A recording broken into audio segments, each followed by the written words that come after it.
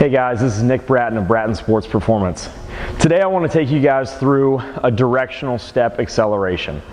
Now this is something that we work through with all of our agility-based athletes, whether they are short distance athletes such as volleyball, or even more long distance sprint type athletes like baseball, where we have to establish a position and hold it for a period of time.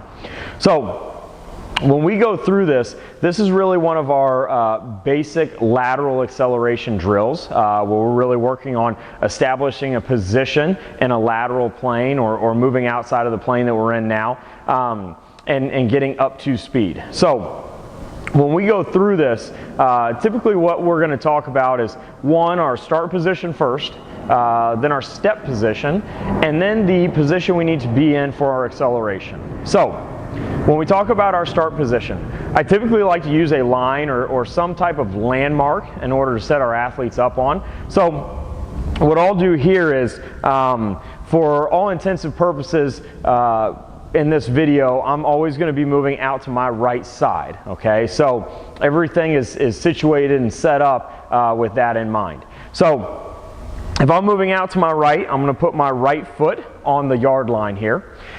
I want to set up with my feet right about hip width apart. Now, the reason why we talk about this is because if I set up with my feet too wide, anytime I go to make some type of lateral step, I reduce the amount of stride that I can take because I'm already set up so wide.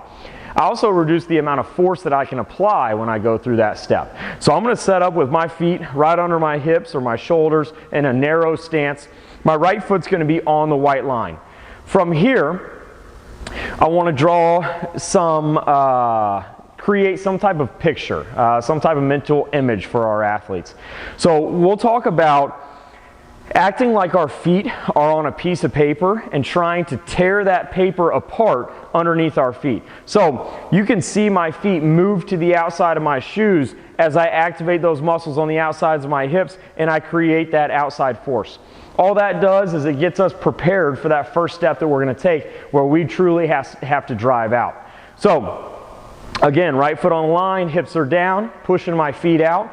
From here, I'm just going to talk to our athletes about driving off that back leg, turning that front foot, and driving out into that first step. Now, when we go over this directional step, and really many of our lateral steps, I talk to our athletes about where that front foot should land, where our directional step should land. So if I'm driving off my left foot, my right foot should truly be in the middle of my left foot, basically perpendicular to it. So driving straight out from that foot there.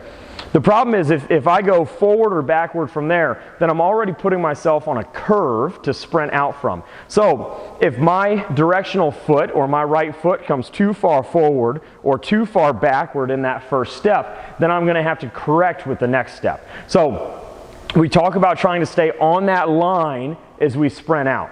So again, I'm going to set up right foot on my line, hips are down, I'm pushing my feet out to the side, I'm going to drive hard off that outside foot, take that first step as we drive out. Now, the other thing that we're going to talk about is the position we need to get into when we begin to accelerate out.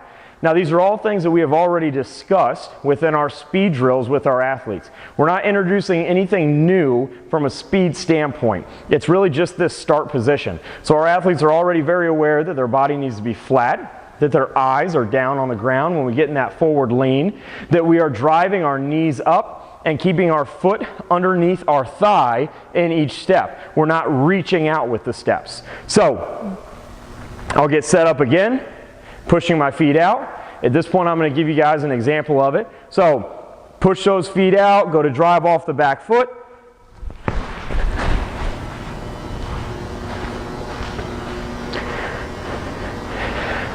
Again, we're checking for that focus of our ability to get in that flat body position in that forward angle, punch that knee up, make a good strike with the ground up on the forefoot with a dorsiflex position at the ankle. So I'll go through one more example here. Right foot on line, hips are down, press the feet out.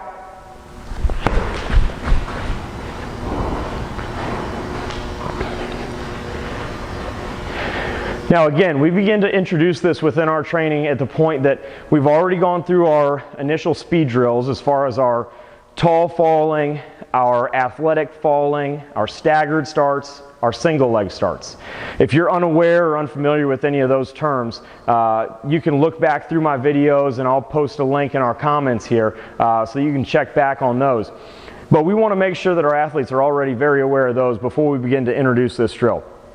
Once we're to this point, we'll introduce the drill from both sides. We'll also add a reactive component to it where we're calling out the direction and the athletes are having to adjust based on what they hear. But then we'll also incorporate some other movements to it, like a shuffle into a sprint. So they're used to going from a line of movement, turning their body onto a new plane, and then creating a new movement out of that. So incorporate this within your athlete speed and agility drills. If you guys have any questions, as always, please feel free to reach out. Thanks.